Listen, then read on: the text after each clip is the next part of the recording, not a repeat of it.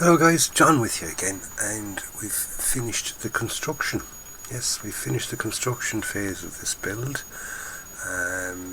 So basically, suffice to say that whatever work that Academy have done is finished.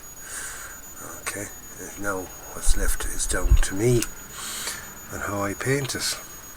So let's have a quick look and a quick discussion about the kit itself first. Okay, all the way through this build I've really liked it. Really have liked it. As you probably know, I'm not a modern vehicle builder. I'd normally go for the World War II stuff. Occasionally, I kind of come out of that and do some sort of after-war stuff, and I've even done a bit of World War I stuff. I do have even another World War I kit in my stash, which I must get around to soon. But in general, it's mostly Second World War period of vehicles that I do. Coming on now to this one here, which is sort of up-to-date, modern, and it's absolutely fabulous. It really is. It's a beautiful kit. No fit issues with it at any stage. Okay. The only slight, you could say, problem I had was in the tracks, where I had to kind of add an extra link because the links that it said to go by, with 78 links per side, was just a little bit too tight, and they kept popping on me, and it was actually breaking connectors and things. So once I stuck in the extra link, I've had no problems with that. And you can see it's got an extra little bit of a kind of a sag in here, just to kind of take up the tension, so it's straight across the bottom. But it has it's hidden, so that doesn't really matter. So would I call it a crib?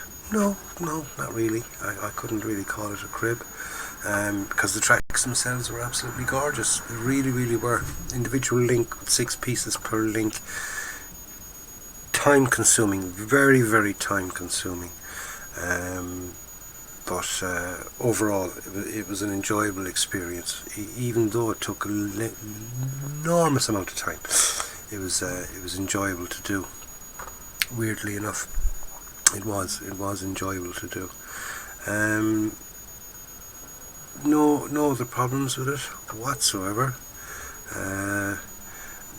Getting for the clear parts now that's got to go into it, I can get it all them from inside the vehicle. Okay, from inside the turret, or in the case of the driver's vision blocks, it's quite simple. I didn't glue in the driver's hatch. So I can get to them. No problem fitting them. You don't have to sort of fit them and then mask them over and things like that. You can get to them without any major problems. So for a finish there, as you can see with the antenna, I went for my guitar string antenna. Okay, I even though I didn't have a guitar string there, I found 3 that I hadn't used. I got a length of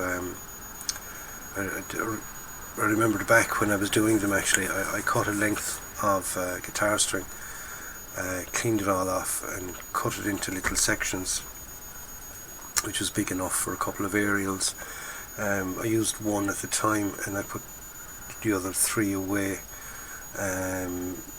Totally had forgotten about them, and I was rooting around for something to use, and came across them, and then I remembered them. Of course I did.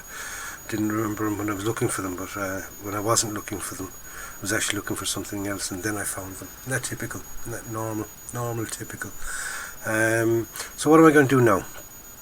Now I'm going to paint it. Yes, I'm going to paint it. So the next step now for me is to break it all down again. What I'm going to do is I'm going to start with the wheels and the lower chassis. And the tracks, I'm going to get them all painted up, get them all masked off, so then I can attach up these side skirts again.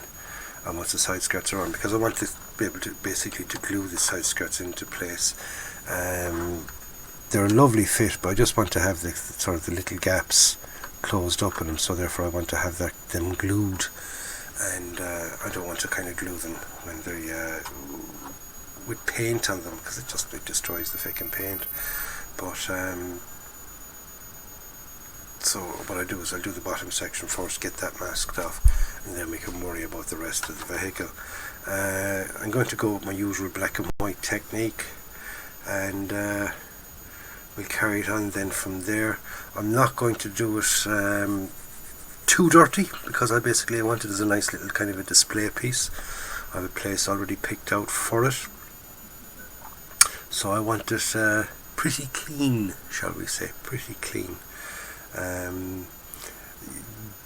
This particular version of the Abrams hasn't really seen much action, if any. I don't know whether this the V2 Set 2 or TUSK 2 has actually seen any action. It would have seen exercises and all that kind of stuff, so it would have they would have gotten dirty and things like that. But I don't know whether there have actually been in any of them have actually been in action. So we're not going to have any battle damage done to it. Plus then again, modern vehicles like this, with the logistics that modern militaries have, especially the Americans, it wouldn't be battle damaged for long. It would be sort of taken off the battlefield pretty. During conflicts, battles themselves are much shorter, and it would have been repaired straight away. So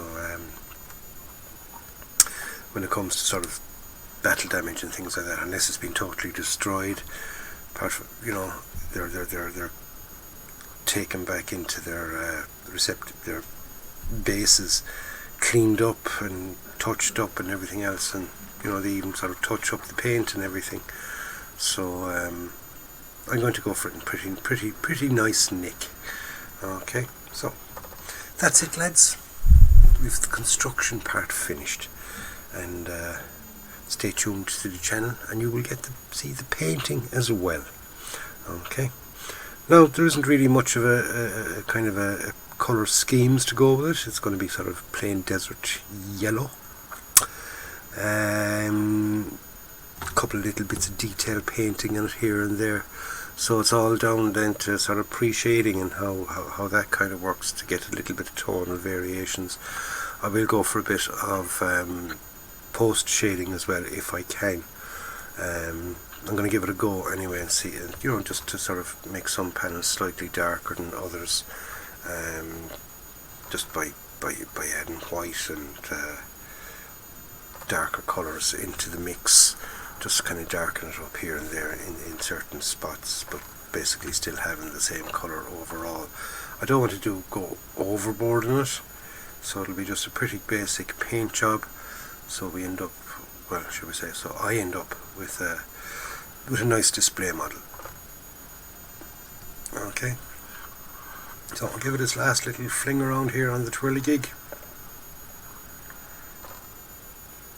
and I will catch you on the next one. So in the meantime, don't forget to subscribe to the channel if you haven't already, and if you have, thank you very much. I appreciate it, I really do. And don't forget to hit the bell so you'll be notified as soon as I upload another video. And don't forget to give it a comment. Yeah, stick an old comment in the box below, let me know what you think, and give the old thumbs up. So I'll see you on the next one, lads. Stay safe, enjoy your modelling, be nice to one another, and stay safe out there, especially in these particular times with the virus and all that. So a bit of social distancing and all that. Look, modelers, we've been social distancing for years, locked away in our little rooms playing with plastic. So anyway, lads, until the next time, go out and buy yourself a kit, build it, and enjoy it. And until then, I'll see you soon.